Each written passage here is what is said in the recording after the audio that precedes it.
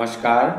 श्रीमद् भागवत गीता चतुर्थ अध्याय ज्ञान योग श्लोक 30।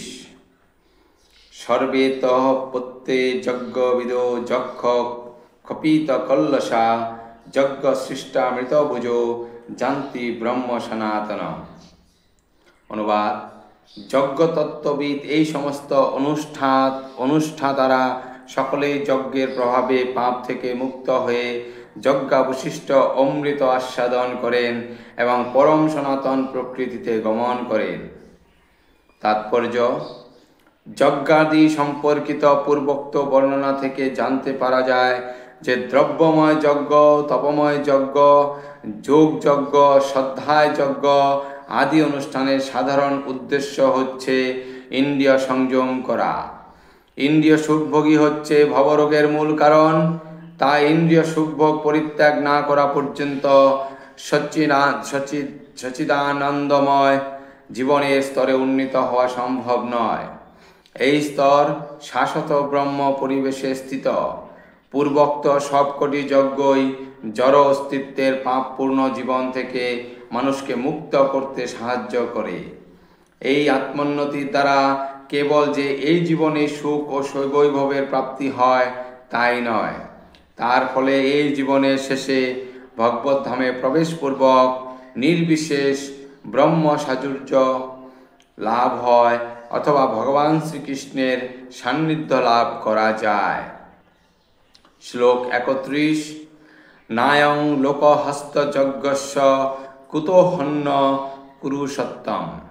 অনুবাদ: হে কুরুশ্রেষ্ঠ, যজ্ঞ অনুষ্ঠান না করে কেউই এই জগতে সুখে থাকতে পারে না, তাহলে পরলোকের আর কি কথা। তাৎপর্য: জীব যে কোনো দেহ ধারণ করেই এই জড়জগতে অবস্থান করুক না কেন, তার যথার্থ স্বরূপ তার কাছে অবধারিতভাবে অজ্ঞাত থাকে। পক্ষান্তরে বলা যায়, জন্ম জন্মান্তরের সঞ্চিত পাপের ফলে জীবাত্মা এই জড়জগতে অবস্থান করে। অজ্ঞানতা হচ্ছে এই পাপপঙ্কিল জীবনের কারণ এবং জীবের পাপের দ্বারা কলুষিত হওয়ার ফলে জড় অস্তিত্ব দীর্ঘায়িত হয়। জড়জগতের এই বন্ধন থেকে মুক্ত হওয়ার একমাত্র মাধ্যম হচ্ছে মানব জীবন। তাই ধর্ম, অর্থ, কাম ও মোক্ষ সাধন করার মাধ্যমে এই ক্লেশময় অবস্থা থেকে সম্পূর্ণভাবে মুক্ত হওয়ার পথ প্রদর্শন করে বেদ আমাদের উদ্ধারের সুযোগ দিচ্ছে। ধর্মের পথে অগ্রসর হয়ে বিভিন্ন যাগযজ্ঞের অনুষ্ঠান করলে স্বাভাবিকভাবেই আমাদের অর্থনৈতিক সমস্যার সমাধান হয়। যজ্ঞ অনুষ্ঠান করার মাধ্যমে খাদ্যশস্য, দুধ প্রভৃতি পর্যাপ্ত পরিমাণে লাভ করা যায়। এমনকি তথাকথিত বৃদ্ধিপ্রাপ্ত জনসংখ্যা সত্ত্বেও দেহের এই স্থূল প্রয়োজনগুলি মিটে গেলে তখন স্বভাবত ইন্দ্রিয় তৃপ্তির প্রশ্ন আসে। তাই বেদে নিয়ন্ত্রিতভাবে ইন্দ্রিয় তৃপ্তির জন্য বিবাহ যজ্ঞের বিধান দেওয়া হয়েছে। এভাবেই ধীরে ধীরে জড়বন্ধন থেকে মুক্ত হবার দিকে অগ্রসর হওয়া যায় এবং মুক্ত জীবনের সর্বোচ্চ স্তর হচ্ছে ভগবানের সঙ্গ লাভ করা। উপরের বর্ণনা অনুসারে আমরা দেখতে পাই যে যজ্ঞ অনুষ্ঠান করার মাধ্যমে জীবনের পূর্ণতা আসে।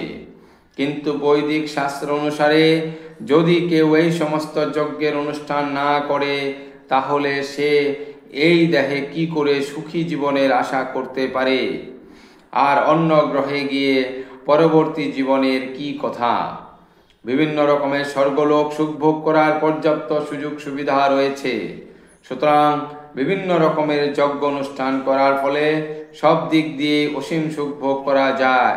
কিন্তু সর্বোচ্চ সুখ কেবল তখনই অনুভব করা যায় যখন কৃষ্ণ ভাবনার অনুশীলনের মাধ্যমে ভগবানের চিন্ময় ধামে উন্নীত হওয়া যায়। তাই কৃষ্ণ ভক্তিময় জীবনী জড় জগতের সব রকম সমস্যার সমাধান করার শ্রেষ্ঠ উপায়। ধন্যবাদ।